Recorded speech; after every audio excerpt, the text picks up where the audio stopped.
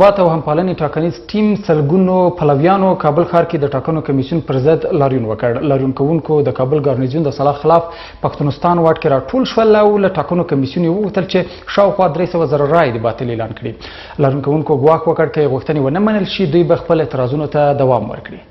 د کابل ښار له څو برخو سره دغه لاریون کوونکي هڅه کوي چې ځانونه د ارګ ماڼۍ سره نږدې پښتونستان واټ ته ورسوي.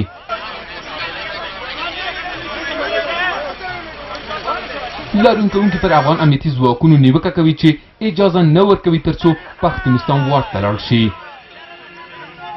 هغه چې هغه په اساسي قانون کې موږ ته راکړل شوی دی هغه حق نن موږ نه اخیستی دی چې موږ غواړو چې په یو مشخص ځای کې مظاهره وکړو. موږ څلور ساعته مخکې خپله نقطه ورته ښودلې وه چې پښتونستان واټ کې موږ د څلورو مسیرونه هغه خلک چې د خپل حق غوښتنې لپاره راوتلي دي موږ کوشش کوو او کوشش هم کړی دی چې موږ به صلح‌آمیزه لاریون کوو او مدني حرکت زموږ حق دی.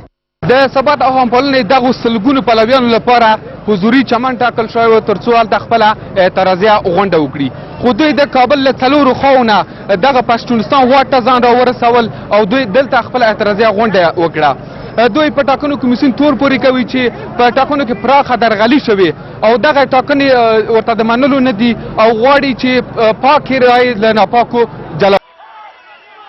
کابل ګارنیزیون وړاندې لاریون لپاره د کابل حضوري چمن په ګوته کړی و خو لاریون کوونکو دا ځای له پامه وغورځاوه.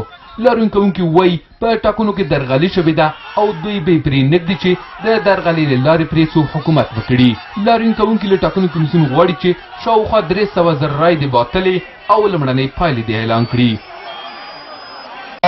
ملت مسلم به تقلب نمیگن، آرای پاک مردم از آرای پاک دفاع میکنن و به هیچ تقلبکار اجازه نمیدن که رای تقلبی را داخل سیستم بکنن و به رای تقلب خواسته باشن حاکمیت بکنن. موږ راغلی یو د خپل حق نه دفاع کوو په غلطه رای تقلبی رای باندې هیچ حتی اجازه نه ورکوو چې قدرت ته ونیسي. مدت 20 سال میشه که در افغانستان پایه‌گذاری شده به نام دموکراسی، اما کسایی هستند که دموکراسی را زیر پا میکنن، حق مردم برشان نمیتن، در حق مردم ظلم میکنن. ببینید ما یک تظاهرات صلح‌آمیز داشتیم در مقابل فیروز صورت گرفت. ثبات همپالنې ټیم په آخر کې شپږ مادهیز پرېکړه لیک نشر کړ چې پکې له نړیوالې ټولنې هم غوښتنه شوې وه چې روان وضعیت درک او اجازه دې نه ورکوي چې د دوی په خبره افغانستان بیرته د غیر ولسي نظامونو تیارو ته وګرځي. ثبات او همپالنې ټیم لاریون ګڼو خلکو او ناروغانو ته ستونزې پیدا کړې وې. ښاریان نیوکه کوي چې لاریون له امله ټولې لارې تړل شوې چې له امله یې دوی له ستونزو سره مخ وو. له حکومت د عامو خلکو غوښتنه دا وه چې لاریون کوونکي دې تر کلک څار لاندې ونیسي څو خلکو او عامه تاسیساتو ته زیان وانه وړي. د جمعې په ورځ د ثبات او همپالنې ټاکنیز ټیم په غوښتنه او ملاتړ کابل ښار کې لاریون ښاریان وځورول. ښاریان چې پر لاریون کوونکو غوسه وو وایي لارې تړل سوي ښار بې نظمه او ناروغان تر روغتونونو نشي رسولی. والا ډېرې ستونزې جوړې کړې دي. موږ خپله د ورځې 3 سره په هوټل کې کار کوو پوه شوې او هوټل نن باندې بند ده. غریب خلک کور هله غاړې ده هلته نارې وهو پلاس روپۍ نارې وهو بس ګاډي ډکوله.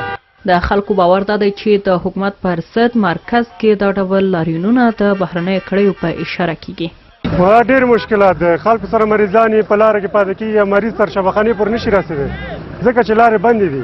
په کومه لار سړی لاړ شي یو نفر 200 روپۍ د پاچا صاحب سار د دې ځای یو پرې ول لار ولاړو بیا پر بله لار ولاړو بیا دورې ولاړو پوسې هغه دغه بیخي ډېرې ځای دی. اوس دا یې برته په شو نیم ساعت مې مزل وکړ بیا موټر پیدا کړ دا یې اوس بیا دلته راغی. ثبات او همپالنې ټیم په کابل او لوی ښارونو کې د لاریونونو اعلان کړی و خو د تمې په خلاف یې محدود کسان واټونو ته ووتل چې له لږ ځنډ وروسته بیرته کورونو ته ستانه سول.